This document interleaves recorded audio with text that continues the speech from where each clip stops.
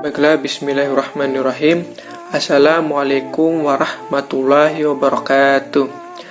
Baiklah, perkenalkan, nama saya Imam Mardiansa. Saya mahasiswa dari kampus Universitas Megariski Makassar dengan jurusan S1 Ilmu Keperawatan. Pada video kali ini saya ingin memaparkan program kerja saya yang berjudul Bahaya Diare pada Anak. Tujuan saya melakukan penyuluhan tentang diare pada anak agar meningkatkan pengetahuan dan kesadaran masyarakat untuk menjaga dan memelihara kesehatan diri dan lingkungan supaya terhindar dari penyakit diare. Adapun hal-hal yang akan saya sampaikan dalam penyuluhan ini, yang pertama itu pengertian dari diare, jenis-jenis diare yang menyebabkan diare, bagaimana terjadinya diare, kapan penderita memerlukan bantuan tenaga medis, bagaimana penanganan diare secara mandiri di rumah, serta pencegahan diare. Saya akan menjelaskan apakah itu diare. Diare adalah suatu kondisi di mana seseorang buang air besar sebanyak 3 kali atau lebih dalam sehari dan tinja atau feses yang keluar berupa cairan, encer atau sedikit berampas. Kadang juga disertai darah atau lendir.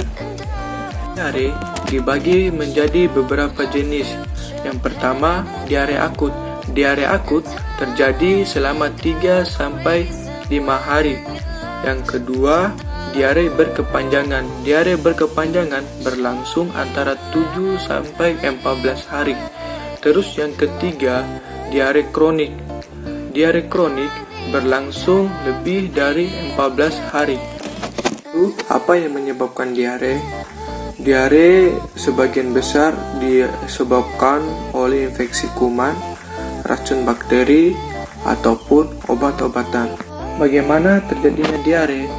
Mekanisme dasar penyebab timbulnya diare adalah gangguan osmatik atau makanan yang tidak dapat diserap akan menyebabkan tekanan osmatik dalam rongga usus meningkat sehingga terjadi pergeseran air dan elektrolit ke dalam rongga usus. Isi rongga usus berlebih sehingga menimbulkan diare tersebut. Setelah itu, kapan penderita diare memerlukan bantuan tenaga medis? Yang pertama, jika ditemukan tanda-tanda bahaya diare, yaitu anak menjadi rewel atau gelisah, mudah marah, kesadarannya menurun atau tidak sadar, dan atau mata menjadi lebih cekung dari biasanya, anak merasa haus dan minum dengan lahap, atau malas minum atau tidak bisa minum, dan atau cubitan kulit perut kembalinya lambat atau sangat lambat. Yang kedua, jika diare disertai demam lebih dari 38,5 derajat Celcius, nyeri, kram pada perut kiri bawah, dan perasaan BAB tidak tuntas, keinginan untuk BAB terus-terusan, atau diare disertai darah. Yang ketiga, jika diare memburuk atau berlangsung lebih dari 7-10 hari. Lalu bagaimana cara penanganan diare secara mandiri di rumah? Dalam penanganan diare secara mandiri di rumah, yang pertama itu segera beri banyak minum atau air teh manis, air matang, ASI atau air susu ibu, larutan gula garam, kuah sayur bening ataupun oralit. Yang kedua, teruskan pemberian makan. Kalau pada bayi, teruskan pemberian ASI. Anak di atas 6 bulan, berikan makanan tambahan. Berikan makanan lebih dari biasanya. Jangan beri makanan yang merangsang diare tersebut.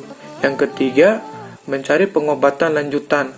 Segera pergi ke puskesmas ataupun ke rumah sakit apabila dalam 3 hari belum membaik dengan tanda-tanda diare terus-menerus, muntah berulang-ulang, rasa haus yang nyata, makan atau minum sedikit, demam, ada darah dalam tinja. Bagaimana sih cara pencegahan diare tersebut?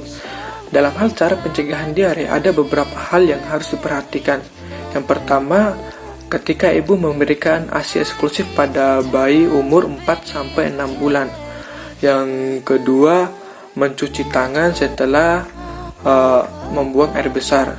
Mencuci tangan sebelum memasak, mengelola makanan, dan makan. Dan juga sebelum memberi makanan pada anak-anak. Yang ketiga, mencuci payudara dengan air hangat sebelum memberikan ASI pada anak. Yang keempat, khususnya pada ibu yang bekerja atau berpergian, sebelum memberikan ASI pada anak, alangkah baiknya payudara dibersihkan terlebih dahulu dan ASI dibuang sedikit. Yang kelima, BAB-lah pada tempatnya. Yang keenam, jangan makanan di sembarang tempat. Yang ketujuh, menggunakan air matang untuk minum.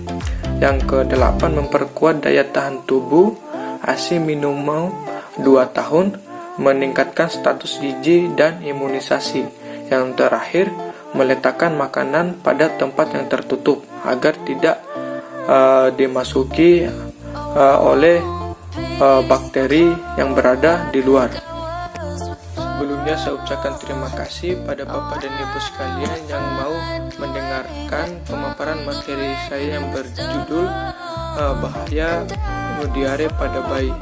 Dan mudah-mudahan materi yang saya sampaikan dapat bermanfaat bagi Bapak dan Ibu sekalian dan dapat meningkatkan kualitas kesehatan lingkungan, maupun itu kesehatan lingkungan dalam rumah ataupun kesehatan lingkungan di luar rumah.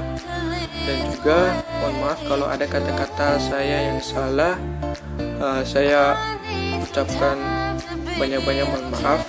Mudah-mudahan kita semua diberikan kesehatan walafiat. Sekian dari pemaparan materi saya. Wabillahi taufiq wal hidayah. Wassalamualaikum warahmatullahi wabarakatuh.